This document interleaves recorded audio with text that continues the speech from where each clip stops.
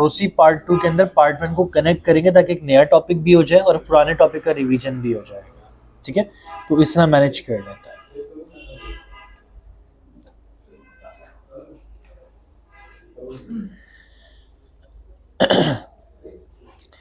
Audio spectrum के second part में क्या होगा कि अगर कोई भी ऑब्जेक्ट है, लाइक वो लोगो हो सकता है, कोई टेक्स्ट हो सकता है, तो वो ऑडियो के अकॉर्डिंग बाउंस कर रहा होता है। ठीक है, जैसे लास्ट टाइम बीट्स बाउंस करी थी ना, वालेकुम सलाम, तो उसी तरह से अगर किसी टेक्स्ट को या लोगो को आप बाउंस करना चाह रहे हो तो वो सेकंड पार्ट के थ्रू कर सकते हैं। तो सबसे पहला काम हम जो कर रहे हैं वो इसमें कॉम्पोजिशन ऐड कर रहे हैं।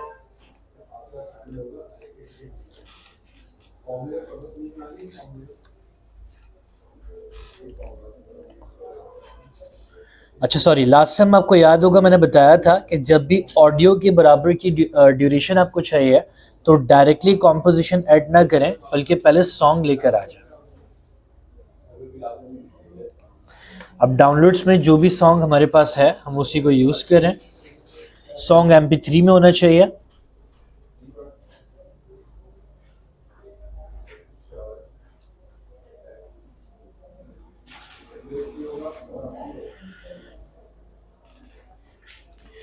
और इस ऑडियो को कॉम्पोजिशन बटन पर लाके रखते हैं ताकि जितनी ड्यूरेशन ऑडियो की हो उतनी ही ड्यूरेशन आपके वर्किंग एरिया की भी हो जाए।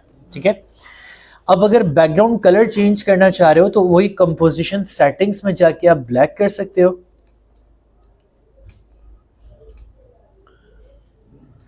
और इसके ऊपर हम टेक्स्ट रख रहे हैं, आप चाहो तो कोई लोगो भी लेकर आ सकते हो। तो मैंने टाइप 2 लिया, क्लिक करते हैं यहाँ और टेक्स्ट लिख लेते हैं। लेट्स सपोज मैं ऑडियो ही टाइप कर रहा हूँ, आप अपनी मर्जी का कुछ भी टाइप कर सकते हो। कलर टेक्स्ट का वाइट कर दिया, एंकर पॉइंट इसका बीच में रखेंगे, साइज कम,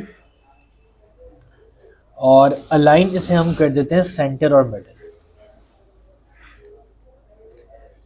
कोई प्रॉब्लम इधर तक? अब इसके बाद क्या करोगे, जो ऑडियो है इस ऑडियो लेयर पर आपने राइट क्लिक करना है। राइट क्लिक करने के बाद यहां पर ऑप्शन दिया जाएगा की फ्रेम असिस्टेंट का। ठीक है, तो प्रोसेस समझना है बस, यहां रख दो चेयर। तो हम यहां से जाते हैं की फ्रेम असिस्टेंट पर, और की फ्रेम असिस्टेंट में जाने के बाद देखें कन्वर्ट ऑडियो टू की फ्रेम्स का एक ऑप्शन आ रहा है। आपने ये सिलेक्ट करना है। प्रोसेस होगा से कैंसिल नहीं कीजिएगा, होने देना प्रोसेस। और जैसी प्रोसेस कंप्लीट होगा तो आपकी एक लेयर ऐड हो जाएगी जिसका नाम है ऑडियो एम्पलीट्यूड। ठीक है, हम देखना चाह रहे हैं कि ऑडियो एम्पलीट्यूड पे कौन कौन सा इफेक्ट लगा हुआ है, तो इसके लिए लेयर सेलेक्ट करके आपने यू प्रेस करना होगा। यू प्रेस करने पर जो भी इफेक्ट्स हैं वो सामने आ जाएगा। सही। अब मैंने इसमें कहा कि भाई मुझे लेफ्ट की जरूरत नहीं है, तो लेफ्ट को सिलेक्ट करके डिलीट करते हैं। मुझे इसमें राइट की भी जरूरत नहीं है, राइट को भी डिलीट कर दिया। सिर्फ कौन सा रखना है आपने, बोथ रखना है। सिंपल डिलीट बटन दबाकर अब ऑडियो पर जाकर मैंने कहा भाई मुझे कुछ सेटिंग्स करनी है। हम चाह रहे हैं कि साइज में बाउंस करे, तो साइजिंग के लिए क्या प्रेस करते थे, एस। याद आ रही है चीज? आप जैसी लेयर सेलेक्ट करके एस करोगे स्केल की प्रॉपर्टीज आ जाएंगी। और स्केल पे इस बार जो काम होगा वो अब तक हम लोग काम करते थे की फ्रेम्स के थ्रू, लेकिन इस पे की फ्रेम अप्लाई नहीं होगा। इस पे आपको एक्सप्रेशन अप्लाई करनी होगी। क्या अप्लाई करनी होगी? अब एक्सप्रेशन की टेक्निक ये है कि आप जैसे की फ्रेम के लिए सिंपल क्लिक करते हो, एक्सप्रेशन के लिए आपने ऑल्ट के साथ क्लिक करना होगा। मैंने इसके स्केल की जो की है इस पे ऑल्ट प्लस क्लिक किया, और ऑल्ट प्लस क्लिक करने के बाद यहां देख सकते हैं फॉर्मूला आ रहा है। ठीक है, अच्छा फॉर्मूला में फिलहाल मैं कोई सेटिंग्स अभी नहीं कर रहा, थोड़ी देर में देखते हैं इस चीज को। अभी मैं चाह रहा हूं कि इस लेयर को कनेक्ट करना है इसके साथ। तो यहां देखिए स्प्रिंग बना हुआ आ रहा है, स्प्रिंग काम करता है लेयर्स को जोड़ने का। तो मैंने स्प्रिंग खींच के स्लाइडर पे रख दिया। अब क्या होगा, ऑडियो के हिसाब से ये खुद अपने आप को चेंज करेगा।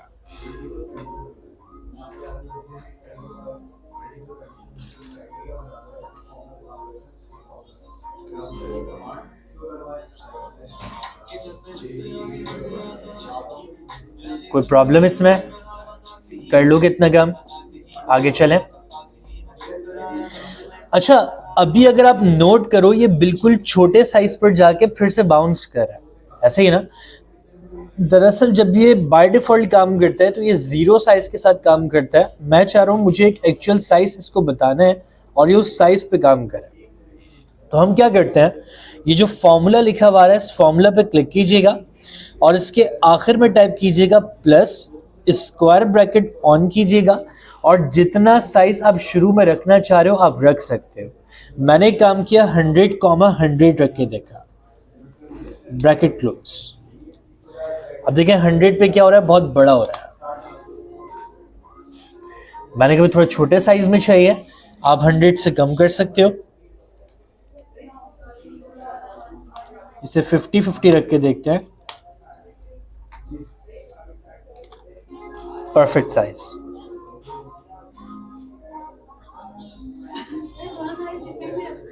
नहीं, वो फिर स्ट्रेच हो जाएगा, इसमें एक हाइट है और एक विड्थ है।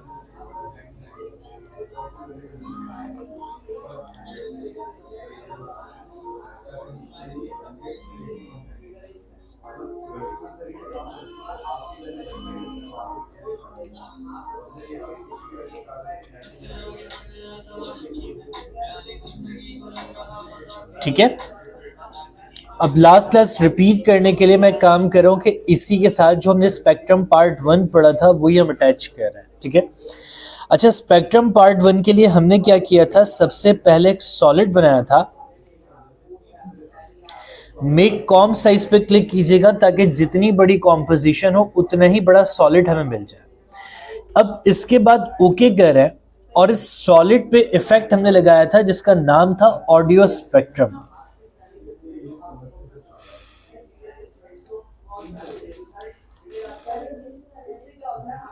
ड्रैग करके सॉलिड पे लाकर छोड़ोगे, यहां पर आपने लेयर बतानी पड़ेगी ऑडियो की कौन सी है। मैंने कहा भाई ये लेयर है, हम इस पे चले गए।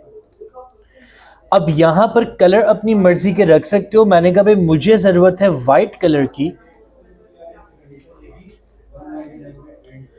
इसके अलावा मैंने कहा भाई मुझे नीचे नीचे बाउंस करना है, तो आप स्टार्ट पॉइंट पर जाके यहां क्लिक करो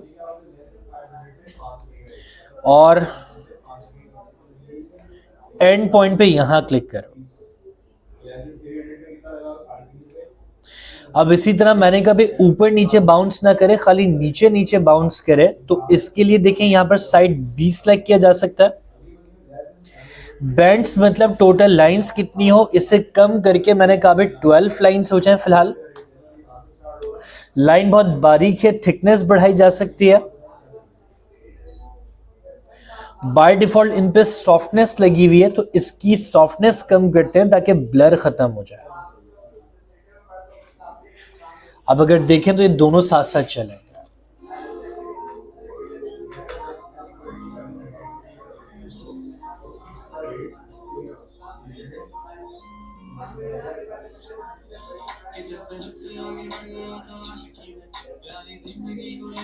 समझ आ रही है बात?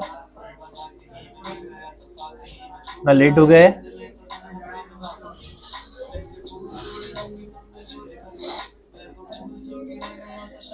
अच्छा, इसी तरह अगर आप ये चाह रहे थे कि मुझे इस चीज को वेव्स की फॉर्म में चलाना है तो फिर आप क्या करोगे, यहां अगर आप देखें तो अभी एंड फ्रीक्वेंसी 2000 आ रही है। आप इस वैल्यू को कम करके 100 तक लेकर आ जाओ तो अब ये वेव्स की फॉर्म में चलेंगे।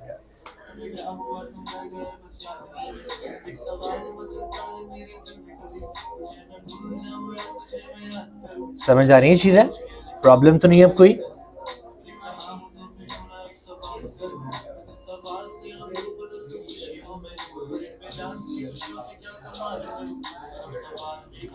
एक छोटी सी चीज आज और नहीं पढ़ा देता हूं, इस काम में काफी यूज भी होती है।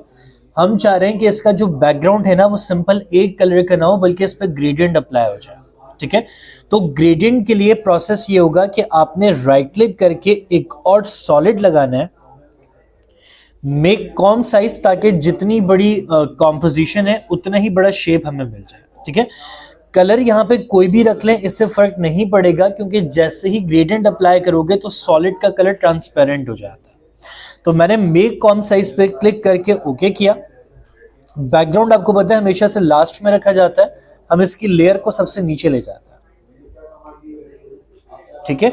और जब भी आपने किसी शेप पे ग्रेडियंट अप्लाई करना हो तो इसके लिए आप सर्च करते हो रैम्प, RAMP।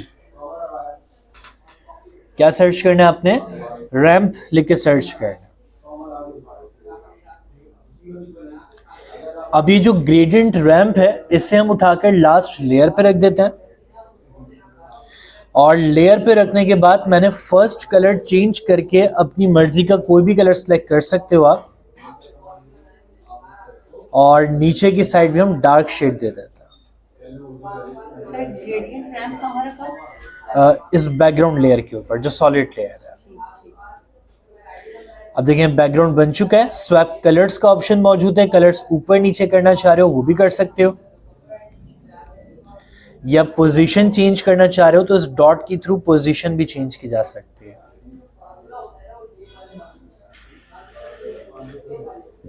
ये रहा।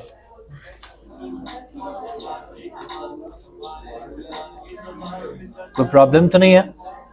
अगर इसी तरह आप चाह रहे हो कि कलर्स एनिमेट करें तो वो भी पॉसिबल है। मैंने शुरू में कलर पे की लगा दी, स्टार्ट वाले पे भी और एंड वाले पे भी, और आगे जाने के बाद जितनी देर तक कलर चेंज करना चाह रहे हो उन पॉइंट्स पे जाके हम सिंपल कलर चेंज कर देते हैं।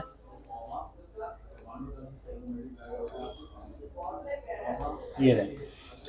अब ये आहिस्ता आहिस्ता अपने कलर्स को शिफ्ट करेगा।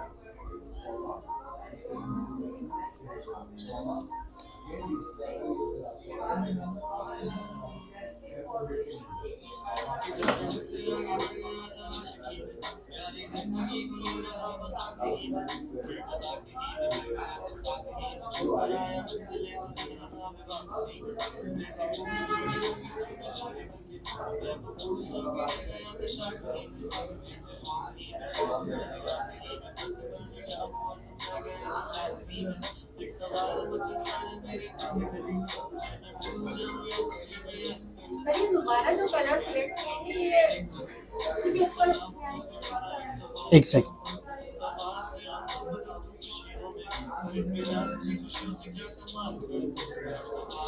देखिए सिंपल सा वर्क हमने क्या किया था, जैसे हर चीज को एनिमेट हम करते थे ना, हमने 0 सेकंड्स पे स्टार्ट कलर पे भी और एंड कलर पे भी की लगा दी थी, ठीक है। फिर नेक्स्ट पॉइंट जहां पर भी आप कलर चेंज करना चाह रहे हो उस पॉइंट पर जाके यहाँ से कलर्स को रिप्लेस कर दिया था।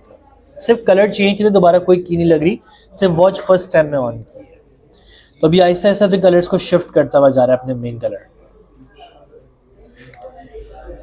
तो आज इस चीज़ की प्रैक्टिस करो, बाकी इंशाल्लाह मजीद फिर नेक्स्ट क्लास में हम आगे और मजीद कंटिन्यू करेंगे।